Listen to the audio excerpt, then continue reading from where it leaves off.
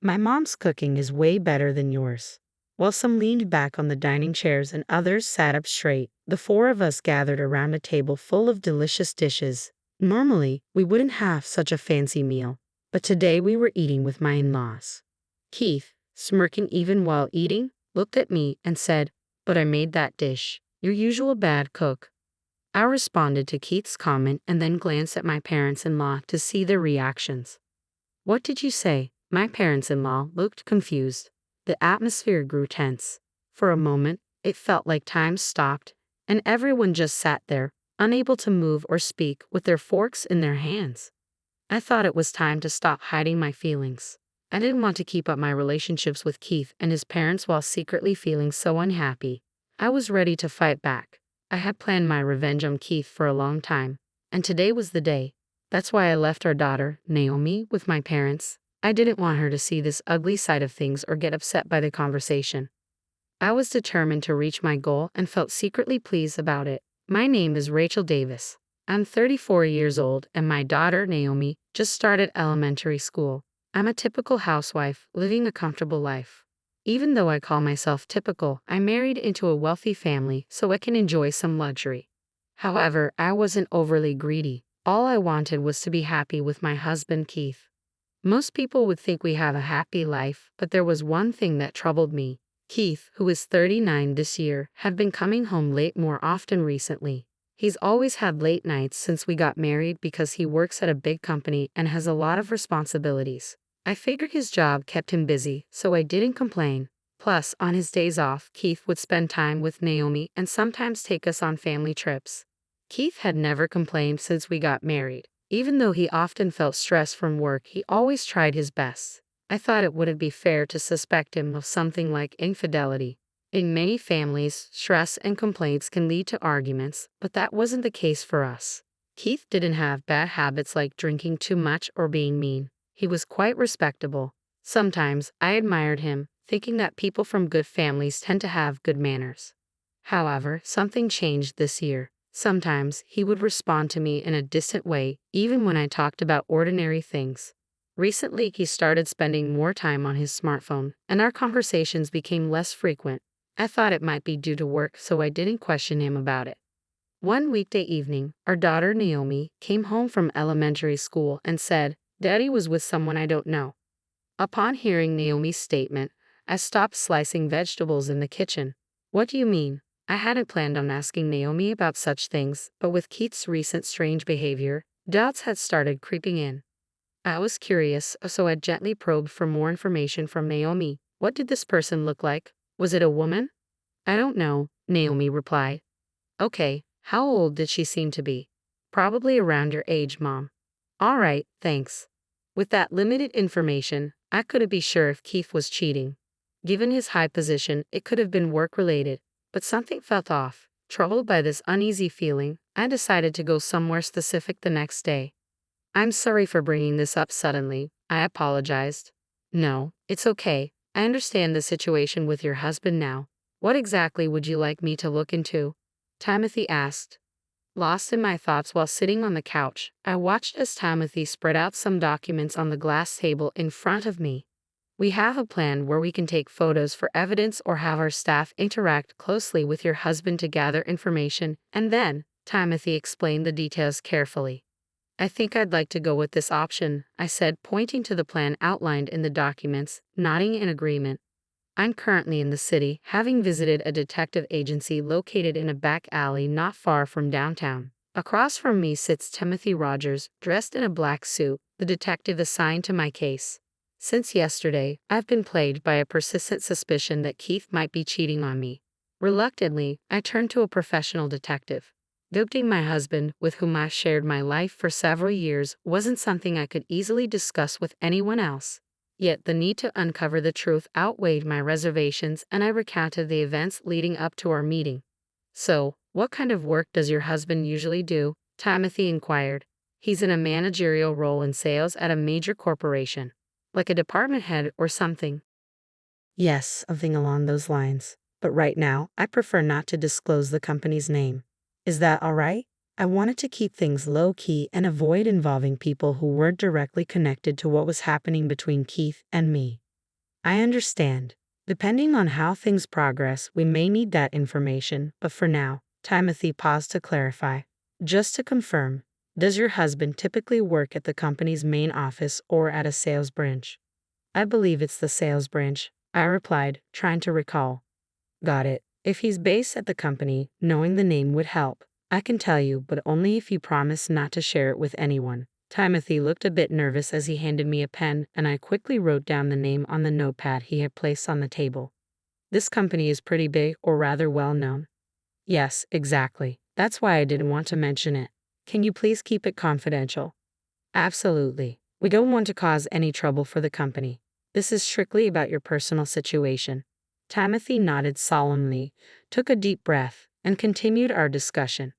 2 weeks passed since then. I returned to the detective agency and met with Timothy again. I'm sorry to have to tell you this, but your husband is indeed cheating. Oh, I see. I widened my eyes in surprise, and at the same time, I sighed as if resigning myself to the truth. I was hurting inside. What had been a small suspicion had now become a painful reality, yet I felt a sense of duty to face it. It was this mix of emotions that kept me outwardly composed. What's the next step? Should we continue the investigation further? Yes, please. That would mean getting more deeply involved. Are you sure about that? Timothy asked cautiously.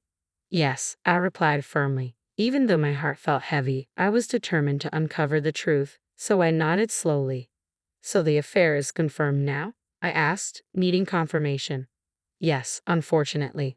There were times when your husband was living with the woman he had the affair with, Timothy replied somberly. I see, so those times he didn't come home late because of work, but to be with his mistress. Knowing this made anger surge within me, I admitted bitterly. Do you want to see the photographic evidence now, or would you prefer to see it later? You can also choose not to see it, Timothy offered carefully. Show it to me, I said firmly, despite the turmoil inside me. Are you sure? He asked, concerned.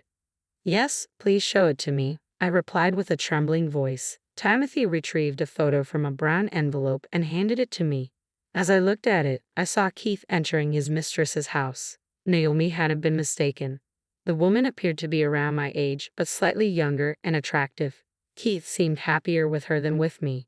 Naomi was only in first grade, and the thought of divorce pained me, but I couldn't bear to stay with a cheating husband. If this affair harmed Naomi in any way, I knew I had to act now. I looked at the photo again, suppressing my hurt, and made my decision. I need as much information as possible, I said firmly. All right then, we'll conduct an investigation over the next 2 months. Is that acceptable to you? Timothy asked. Yes, I have the funds for it. Please proceed, I replied, meeting Timothy's gaze. Hey, don't be saying such things. All you're doing is lying, came a voice. No, it's the truth. I am now at Keith's parents' house with Naomi not present, allowing me to respond fully to Keith's statements. I have not lied or deceived my parents-in-law. What's wrong with telling the truth? And there's no benefit for me in lying, I assert. A few days ago, Timothy completed his investigation and handed me a report, which I now have in a bag beside me. With this evidence, Keith won't be able to deny his actions, and once it's presented, his parents should understand. However, I need to approach this carefully, knowing Keith is capable of deceiving even those closest to him. I plan to reveal the truth to his parents while carefully observing the situation. You're crazy. My son would never cheat. You're just making up lies like Keith said. It's rude to accuse him falsely, Robert's voice boomed from inside the room. Moments ago, we were all chatting pleasantly, but a small disagreement between Keith and me had quickly turned the atmosphere tense. I had simply mentioned that Keith had been coming home late for the past 6 months, but he immediately became defensive and accused me of lying. I knew I had provoked this, but my resentment towards him ran deep. I had come to this gathering with a sense of needing to confront him. Keith said you can't even handle basic household chores properly. You're just sitting at home, doing nothing, Robert continued, his voice sharp. That's a misunderstanding, I replied firmly. A misunderstanding? Are you calling my son a liar? Yes, I affirmed, keeping my composure despite Robert's intimidating stare. That's absurd. My son is exceptional. I've given him the best education and upbringing. I taught him respect and responsibility. He wouldn't do something like cheat, Robert insisted adamantly. Robert's refusal to accept Keith's actions stemmed from his ignorance of the truth. His demeanor grew more tense by the moment. I was poised to present the evidence and reached for my bag. "I used to trust you, but not anymore after this," Susan interjected with disappointment in her voice. Susan had always been kind. When I arrived early at their home today, she greeted me warmly. It was Susan who had initially encouraged Keith to marry me, owing to our mother's long-standing friendship. Yet now, Susan regarded me with suspicion, as if I were a criminal. "If things are this bad, we might have to consider divorce," Susan sighed, her words heavy with resignation.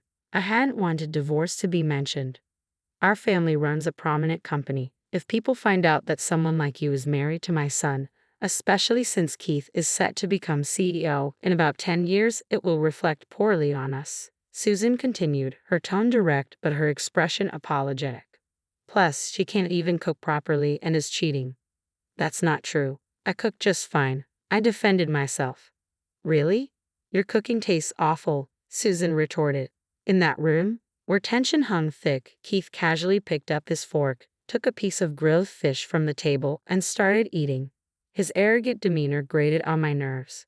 "You know, Mom's cooking is way better than yours," Keith remarked with a laugh. "What? That was made by me though, wasn't it? Your usual mistress whose cooking is awful," I muttered in stunned disbelief at Keith's remark. The atmosphere in the room turned tense instantly. "Excuse me." Both sets of parents-in-law looked shocked, mouths hanging open. Keith's eyes widened as he dropped the grilled fish he had picked up with his fork onto the table. "What are you saying?" Susan's voice quivered with surprise. "Just what I said," I replied calmly to Susan's question. "As I've been saying, the one lying here is my husband." "Stop making up stories." Keith slammed his fork down, his voice rising. "It's not true. Besides, I cooked that grilled fish this morning when I arrived, not your mother. You and your father wouldn't know since you came later in the afternoon," I explained, maintaining my composure. Keith's irritation grew, and his face flushed red with anger. "You have evidence?" Keith challenged, standing up from his seat. "Yes, I do. I'll show you," I asserted firmly. "What? No, you're lying. This is nonsense," Keith protested vehemently. "It's true. I'm serious," I asserted firmly, meeting Keith's eyes with an unusually serious expression. "Well, anyway, I haven't done anything wrong," Keith muttered, sitting back down quietly. "You understand the consequences if this turns out to be true, right?" Robert's voice rang out angrily. "Let's calm down first. Does Rachel really have evidence?" Susan interjected, trying to diffuse the escalating tension. In that moment, Susan was the voice of reason. I retrieved an envelope from my bag and placed photos, along with a letter-sized paper from Timothy, the detective, on the table. Keith's face paled as he watched me lay out the evidence. "No, this isn't what it looks like," Keith protested desperately, refusing to face the truth. "What's going on? What does all of this mean?" Robert demanded, but Keith covered his ears in a futile attempt to block out the truth. "What are these? These photos? Who is this person? Are you really cheating?" Robert demanded, shocked and dismayed. "Yes, that's correct. That's why I had these photos taken as evidence. This is not fabricated. I've also spoken with a lawyer, so if we decide to divorce, it will be handled legally," I stated firmly, my resolve unwavering. I was determined to hold Keith accountable. "This could damage the reputation of my company." Robert's voice wavered. The confidence he had shown earlier seemed to fade away. "What's the truth here?" "This isn't my fault," Keith muttered defensively. At Susan's question, Keith covered his face with both hands, unwilling to confront the reality before him. However, he couldn't deny the undeniable evidence any longer. Keith's distressed expression slowly gave way, and it became clear he was starting to regain his composure. "All right, I'll talk," Keith slumped, appearing exhausted. He struggled to find the right words. "I did cheat, but it's not entirely my fault." Keith began to justify himself from the beginning. "I had someone I loved before," Keith admitted. "Loved?" I was taken aback. Keith had never mentioned this before. "Since when?" I pressed. "Before I met you, before Mom introduced you to me," Keith confessed. "So why did you choose to marry me then?" I asked, feeling a mix of hurt and confusion. "Because it looked good socially," Keith admitted reluctantly. Then he turned to his parents, his expression troubled. "What do you mean by that?" I asked, trying to comprehend Keith's explanation. Dad wanted me to get married soon, so I was set up with someone Mom recommended, Keith explained, his voice strained. So if you love someone else, why didn't you tell me? I questioned, feeling hurt and betrayed. Because I knew you would criticize me, Keith admitted reluctantly. Who is this person you love? Robert demanded angrily. The suspicion he had harbored towards me now shifted to Keith, and he banged the table with his right hand, demanding the full story. It was someone I met about 10 years ago. She worked at a nightlife spot, but given that my father runs a major company, I couldn't openly discuss it, Keith confessed, his tone resigned. A nightlife spot? Well, in that case, I probably would have opposed the marriage, Robert muttered with frustration and disappointment. Indeed, Keith admitted. Yes, Dad, so it's not entirely my fault. In truth, I wanted to marry her. Keith dropped a bombshell, revealing the truth I had never known. I was left speechless. We had lived together for years, had a child together, but Keith had never truly loved me. It was a devastating realization.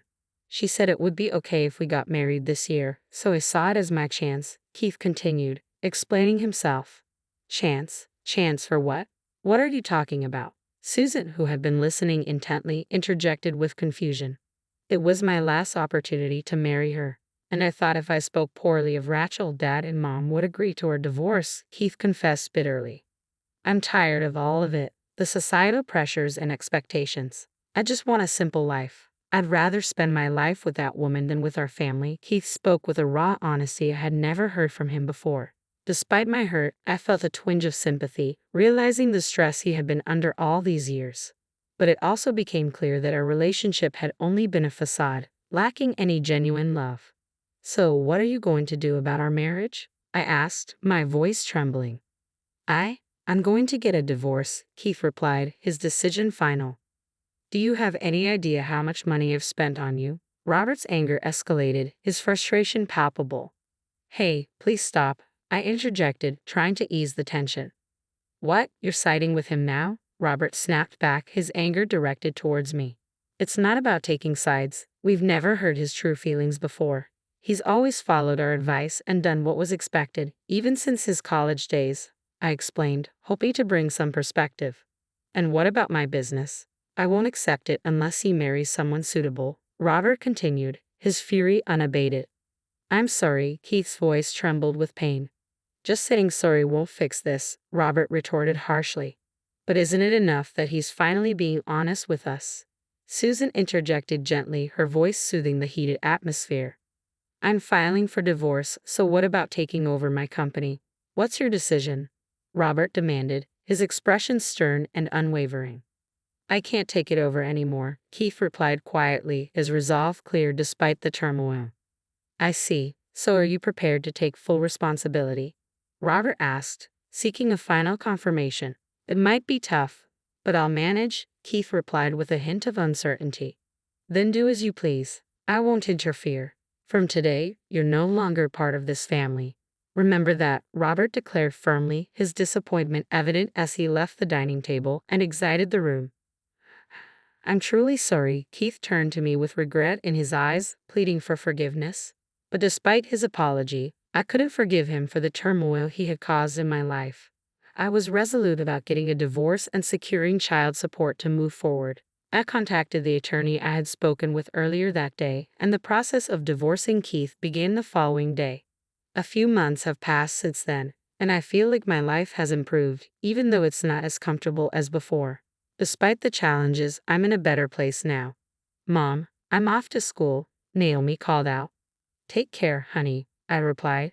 Naomi is now in second grade, and I'm navigating life as a single mom. I had to return to work, but it's a far cry from living with Keith, who never truly loved me. After seeing Naomi off to school, I head to work. Interestingly, the company I work for is managed by my father-in-law.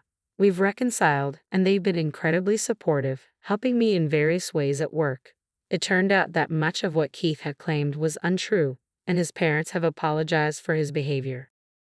Thanks to their support, I was able to join this company. However, after our divorce was finalized, Keith moved in with the person he had an affair with and never returned. He's been consistent with child support payments, given his financial stability. through her say, I've heard he's been wandering the streets late at night, looking worn and troubled. I'm unsure about his current relationship with the person he cheated with, but it no longer concerns me. My focus now is on providing for Naomi and building a stable future for us. Letting go of the past, I've taken the first steps toward a new life.